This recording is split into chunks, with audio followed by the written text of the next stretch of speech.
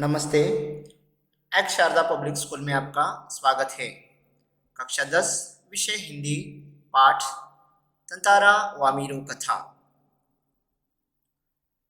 बच्चे आइए जानते हैं प्रस्तुत पाठ तंतारा वामीरो कथा इस द्वीप समूह के एक छोटे से द्वीप पर केंद्रित है।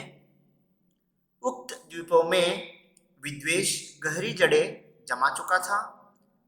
इस विद्वेष को जड़मूल से उखाड़ने के लिए एक युगल को आत्म बलिदान देना पड़ा था। इसी युगल के बलिदान की कथा यहाँ बयान की गई है। ततारा वामीरो कथा इस चित्र में देख सकते हैं आप ततारा को।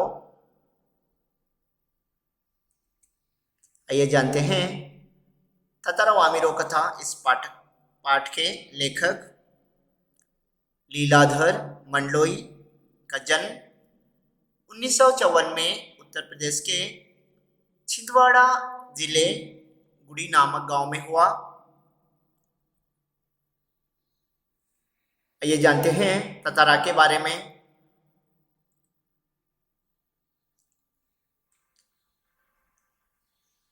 ततारा पासा गांव का था। वे पारंपरिक वेशभूषा पहनता था। इनके पास एक लकड़ी की तलवार हमेशा अपने कमर में टंगी रहती थी। तलवार में दैवीय शक्ति होना पता चलता है।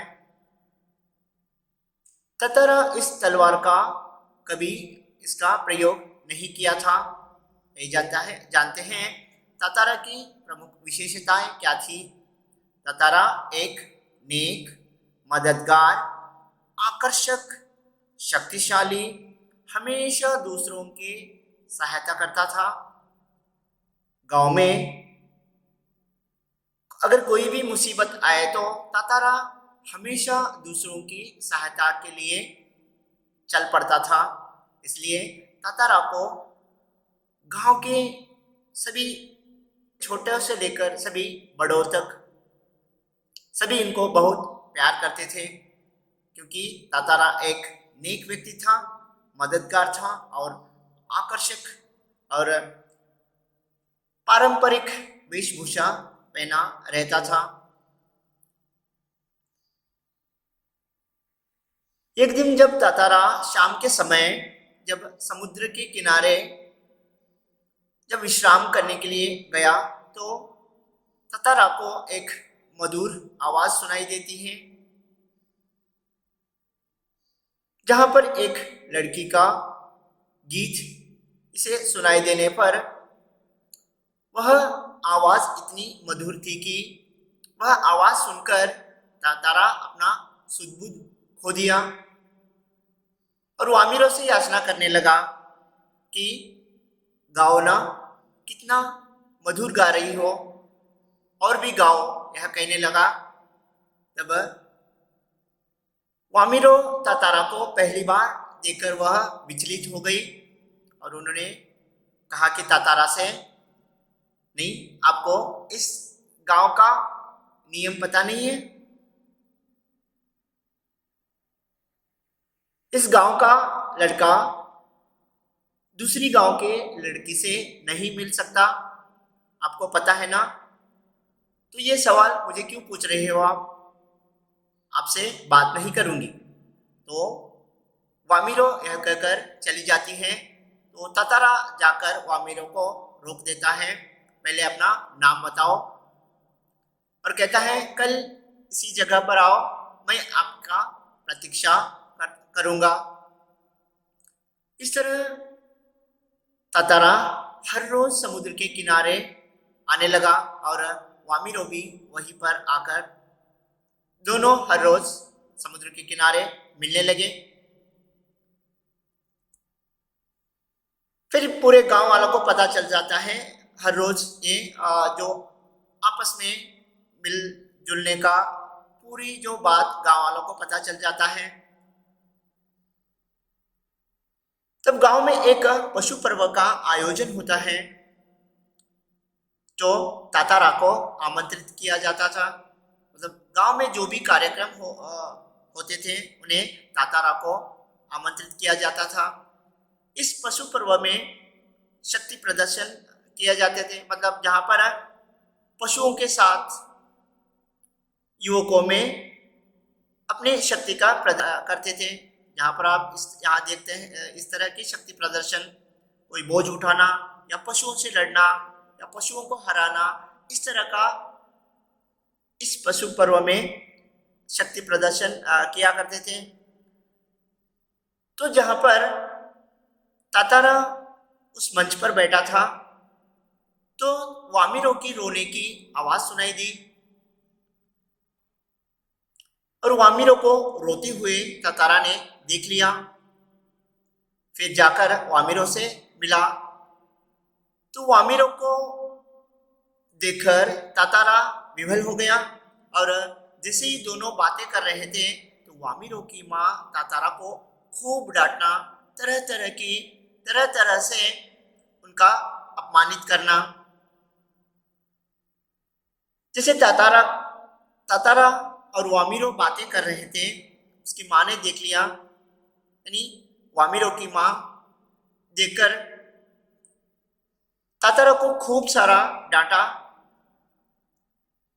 फिर बाद में गांव वाले सभी देख लिया तो गांव वालों के सामने तातारा अपमानित हुआ। गांव के लोग तातारा के विरोध में आवाज उठाने लगे और तातारा अपमानित हो जाता या अपमानित हो जाने के बाद तातारा अपने गुस्से को सहन नहीं कर पाया। अब देख सकते हैं इस चित्र में तातारा के पास जो तलवार था लकड़ी का था, तो इन्होंने इसका प्रयोग कभी नहीं किया था। फिर जो इस गांव का जो परंपरा था, जो विवाह परंपरा, उस पर क्षोभ था। मतलब जो विवाह परंपरा था उस पर तातारा को क्षोभ था और उस परंपरा को वो तोड़ना चाहता था और वामिरो लगातार रोती जा रही थी। वामिरो का दुख उसे और गहरा कर रहा था।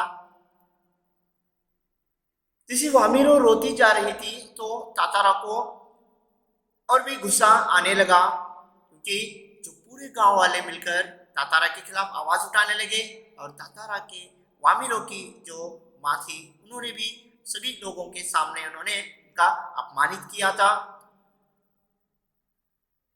तो वह तातारा को समझ में नहीं आ रहा था कि वह अब क्या करे।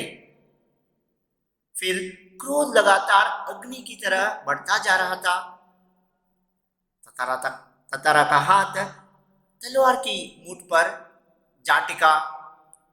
क्रोध का शमन करने के लिए तलवार जमीन में घोंप दिया। मतलब तातारा को इतना गुस्सा आ रहा था कि उन्होंने इस तलवार का कभी प्रयोग किया नहीं था।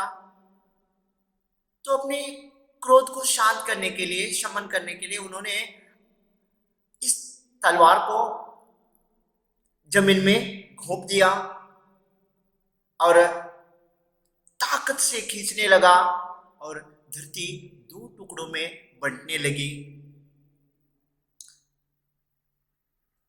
एक तरफ तातारा और दूसरी तरफ वामिरो जैसे ही जोर से ताकत लगाकर धरती को खींचने लगा, धरती दो टुकड़ों में बंट गई।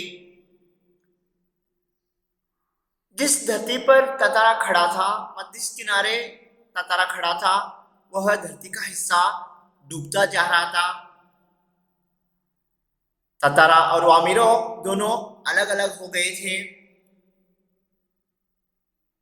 पता चलता है कि जब तातारा उस पानी में डूब गया और पूरे पहाड़ को अपने पानी में डूब गया।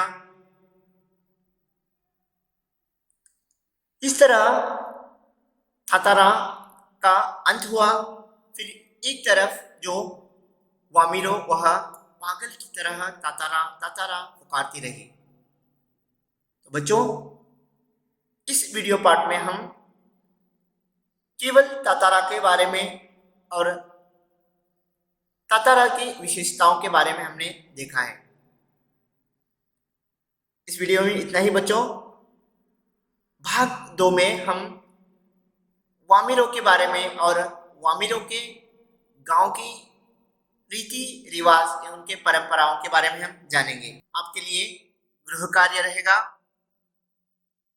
इस वीडियो को सुनकर तातारा वामिरो कथा का सारांश अपने शब्दों में लिखिए। धन्यवाद।